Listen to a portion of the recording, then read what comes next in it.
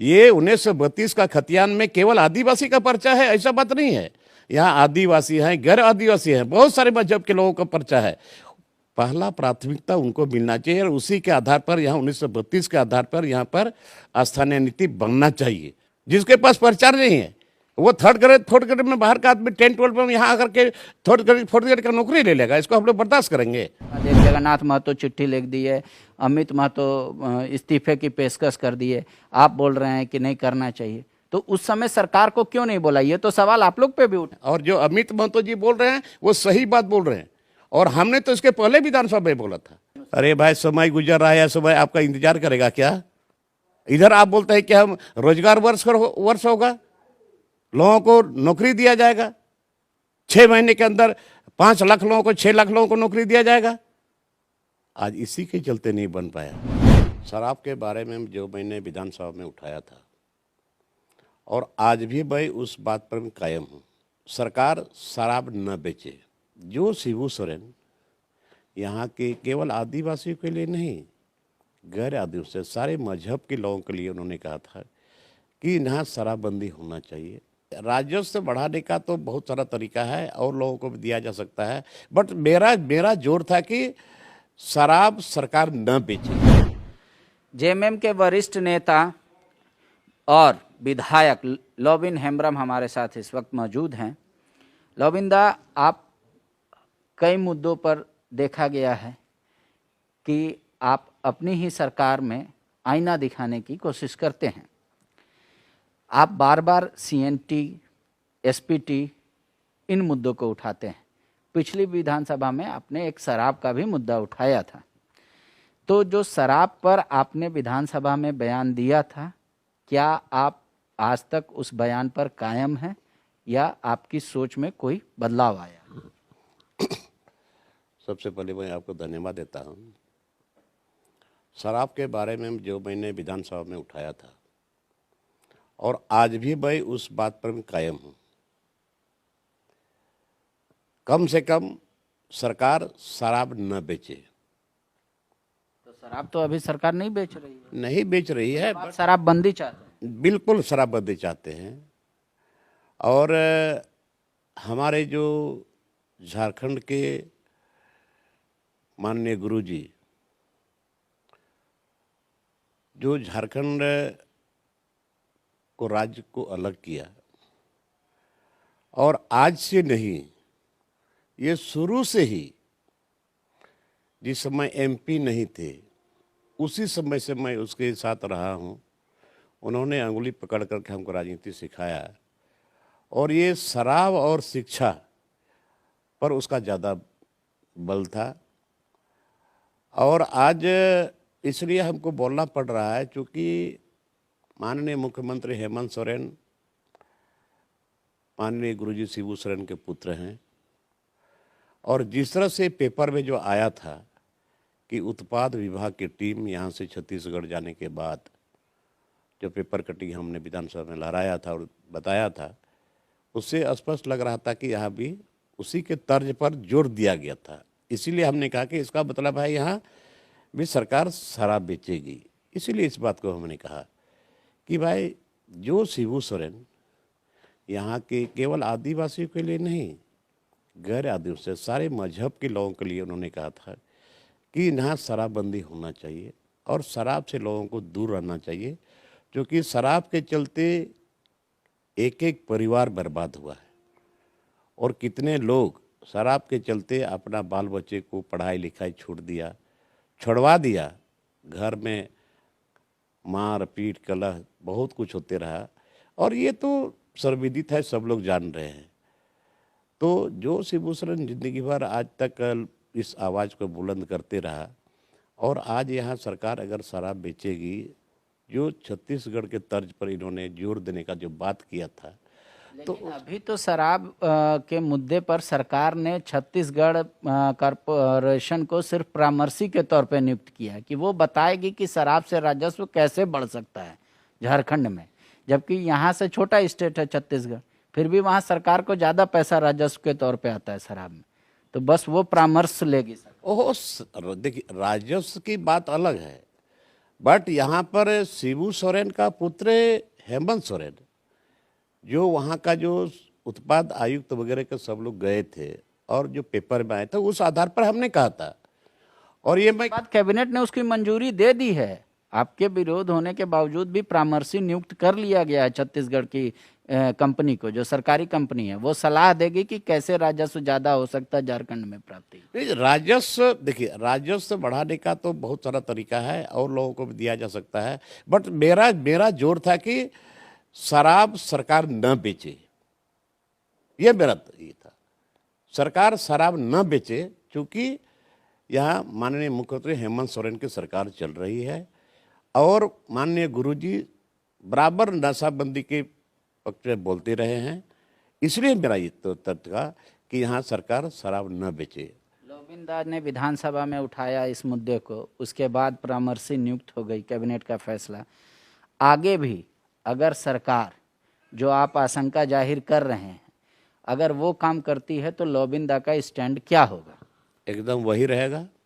मैं इसका विरोध करूंगा, मैं इसका विरोध करूंगा। जब तक हम रहेंगे हम इसका विरोध करेंगे। सरकार शराब न बेचे, बहुत सारा सोर्स है। सरकार चाहे आप किसको दे न दे, बट सरकार शराब न बेचे।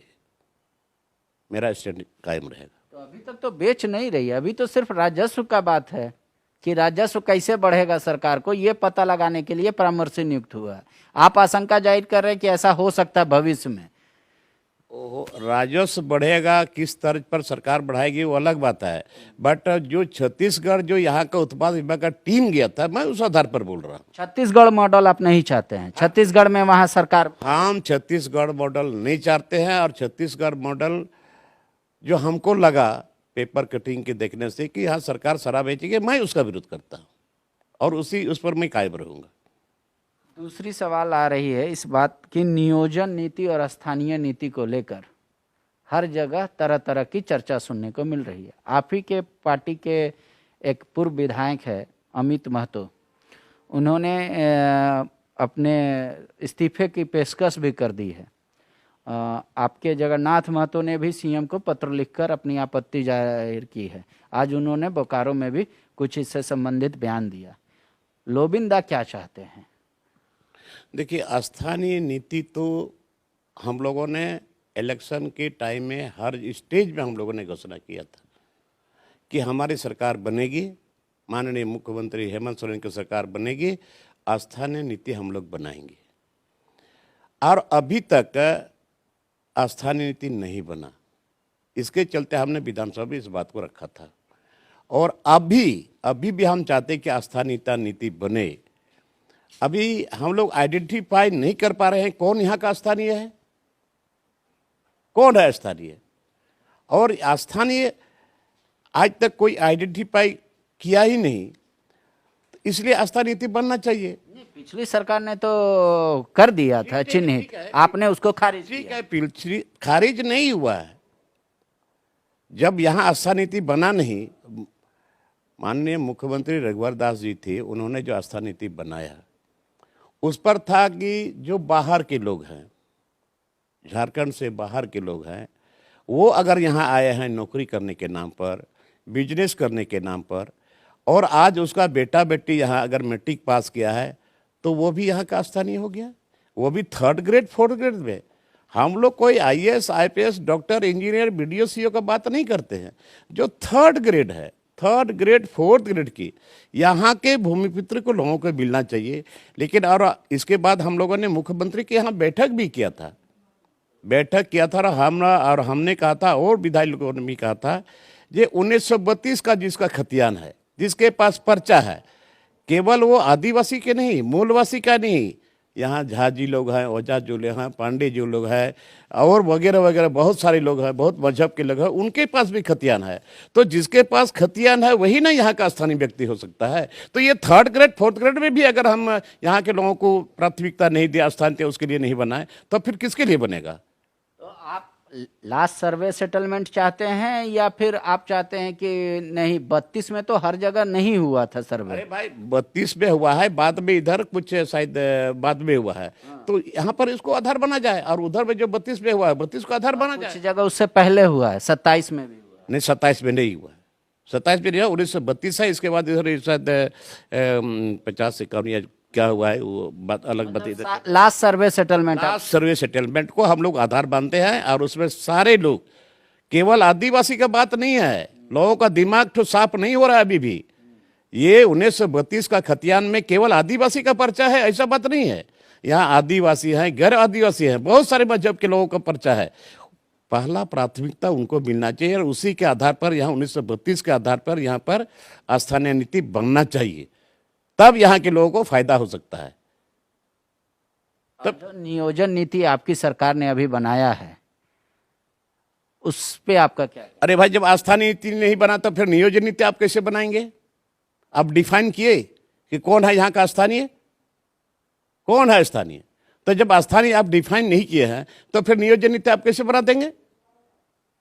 इधर आप बोलते हैं कि हम रोजगार वर्ष होगा, लोगों को नौकरी दिया जाएगा, 6 महीने के अंदर 5 लाख लोगों को, 6 लाख लोगों को नौकरी दिया जाएगा।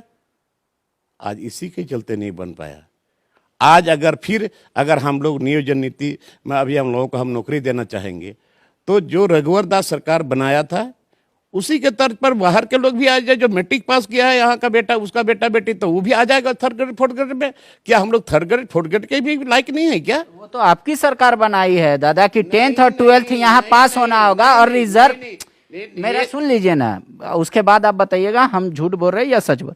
आपकी सरकार ने ऐसा नियोजन नीति बनाया है कि जो 10th और 12th झारखंड से किए हैं एक, उनको मैंडेटरी होगा, और जो यहाँ रिजर्व कैटेगरी में आते हैं, मतलब एसटी, एससी, ओबीसी और जनरल कैटेगरी के भी 10%, वो कहीं से भी कर सकते हैं, 10th 12th उनको माफ होगा। लेकिन बाकी लोगों के लिए या सभी के लिए पहले 10th 12th झारखंड का है होना? नहीं, सभी के लिए। जिसके पास पर्चा है उसका बेटे बेटी का होना चाहिए। जिसके पास पर्चा नहीं है वो थर्ड ग्रेड फोर्थ ग्रेड में बाहर का आदमी 10th 12th में यहाँ आकर के थर्ड ग्रेड फोर्थ ग्रेड का नौकरी ले लेगा, इसको हम लोग बर्दाश्त करेंगे? ऐसा नहीं हो सकता। इसका हम लोग विरोध करते हैं, और इस बात को हमने सदन में भी रखा है और सड़क पर भी रखेंगे, और जहां बोला होगा हम यही बात बोलेंगे कि यहाँ के जो नवयुवक हैं, जो लड़के और लड़कियां हैं, थर्ड ग्रेड फोर्थ ग्रेड में यहाँ के लोगों को होना चाहिए, और स्थानीयता नीति इसका डिफाइन होना चाहिए कि कौन है स्थानीय। अभी तक स्थानीय नीति नहीं बना, क्यों नहीं बनेगा? ये बातें कई दिनों से या पहले अब कई सालों से आ रही थी मीडिया में। उस समय तो आप लोग कभी सरकार का बोले नहीं कि भाई ये अगर होगा तो गलत होगा। अब आप लोग कह रहे हैं कि एक के बाद एक, जगन्नाथ महतो चिट्ठी लिख दिए, अमित महतो इस्तीफे की पेशकश कर दिए, आप बोल रहे हैं कि नहीं करना चाहिए। तो उस समय सरकार को क्यों नहीं बोला? ये तो सवाल आप लोग पे भी उठेगा। किस समय की बात आप बोल रहे हैं? जब ये खबर अखबारों में छप रही थी 2020। नहीं, अखबार में नहीं, पहले दूसरी सरकार थी, बीजेपी की सरकार थी। नहीं दादा, 2020 का। 2020 में तो हम लोग सवाल उठाए ही हैं, 2020 से हम बोलते रहे हैं, और जो अमित महतो जी बोल रहे हैं वो सही बात बोल रहे हैं। और हमने तो इसके पहले विधानसभा में बोला था कि स्थानीय नीति क्यों नहीं बन रहा है यहाँ पर। स्थानीय नीति बनेगा तब ना यहाँ के स्थानीय लोगों को लाभ मिलेगा। स्थानीय नीति बना नहीं, इसलिए स्थानीय नीति बनना चाहिए, और स्थानीय नीति नहीं बनेगा यहाँ के नौजवानों को, यहाँ के युवकों को, युवतियों को थर्ड ग्रेड फोर्थ ग्रेड में भी जगह नहीं मिलेगा। ठीक है, आप कह रहे हैं कि अमित महतो का स्टैंड सही है, आप उसका पक्ष लेते हैं, लेकिन आपके पार्टी में और भी तो विधायक हैं। आप लोग टोटल 30 की संख्या में हैं। 30 का जो एकमत होगा वही आखिरी फैसला होगा। ऐसा नहीं है। हम लोगों ने विधानसभा में बात किया, सारे विधायक लोग, जेएमएम का, और हम लोगों ने माननीय मुख्यमंत्री से समय मांगा था, और मुख्यमंत्री जी ने समय दिया अपने आवास में, और वहाँ पर हम लोगों ने बैठक किया, और बैठक करने के बाद सारे लोगों का, करीब सारे लोगों का कहना था कि यहाँ का जो 1932 का खतियान है, इसी को आधार मान करके स्थानीय नीति बनाया जाए। सारे लोगों का कहना, मैंने भी कहा था, स्टीफन मरांडी जी भी माननीय विधायक ने कहा था, हमारे माननीय मंत्री जगन्नाथ महतो जी भी कहा था, और सारे विधायक लोगों ने इसी बात को दोहराया था। उस पर मुख्यमंत्री जी ने कहा था ठीक है, आज बैठक किए हैं और करेंगे, 2 बार 3 बार 4 बार 10 बार करेंगे, लेकिन स्थानीयता हम लोग सोच समझ करके बनाएंगे। लेकिन अभी तक कुछ नहीं हुआ। तो अभी तो समय मांगा था, जितना सीएम उनके पास है समय ना, आपके अनुसार? अरे भाई, समय गुजर रहा है, समय आपका इंतजार करेगा क्या? फिर स्थानीय नेता, हम लोग चुनाव के टाइम पे हम लोगों ने कहा था, हर मंच में कहा था कि स्थानीय नेता नीति बनाएंगे हम लोग, तो फिर क्यों नहीं बन रहा है? क्या अड़चन हो रहा है इसमें? तो आप कभी उसके बाद हेमंत जी से मुलाकात किए, पूछे उनसे ये सवाल? क्या पूछेंगे, सारे विधायक लोगों के बीच में वो बोले थे, मैं झूठ नहीं बोल रहा हूँ, और विधायक लोगों से पता कर लो, मैं अकेले थोड़े बोल रहा हूँ, कोई बनावटी बात मैं थोड़े बोल रहा हूँ, और विधायक से पता करिए। मीटिंग हुई है, बात हुई है, इसके बाद न दोबारा मीटिंग हुई स्थानीयता नीति के बारे में, और न कोई खोज खबर हो रहा है। स्थानीय नीति यहाँ बनना चाहिए, यहाँ के लोगों के लिए, यहाँ के लोगों के लिए, और सिर्फ आदिवासी का बात नहीं है यार, आप लोग भी इस बात को समझिए। जो यहाँ का खतियानी रैयत है वही है यहाँ का स्थानीय, और यही मान्य होगा, और दूसरा हम लोग मानने के लिए तैयार नहीं। शुक्रिया। देखिए, लोबिंदा ये चाह रहे हैं कि मुख्यमंत्री ने जो विधायकों की बैठक में कहा था कि हम बार बार स्थानीय नीति और नियोजन नीति को लेकर बैठक करेंगे और किसी एक ठोस नतीजे पे पहुंचेंगे। लोबिंदा आप कह रहे हैं कि नहीं, अमित महतो ने ठीक बात कहा है, अब समय नहीं है, जल्दी से डिफाइंड हो जाना चाहिए। और इन्होंने स्पष्ट कह दिया कि जो लास्ट सर्वे सेटलमेंट है उसी को माना जाए स्थानीय, और इसमें सिर्फ आदिवासी का लेना देना नहीं है। यहाँ के कई ऐसे लोग हैं जो यहाँ के मूलवासी हैं, मतलब लास्ट सेटलमेंट जो सर्वे हुआ है उसमें उनका नाम है, उन सभी के लिए ये फायदेमंद है। और उसी के बाद नियोजन किया जाए, मतलब नियोजन को स्थानीय से जोड़ा जाए।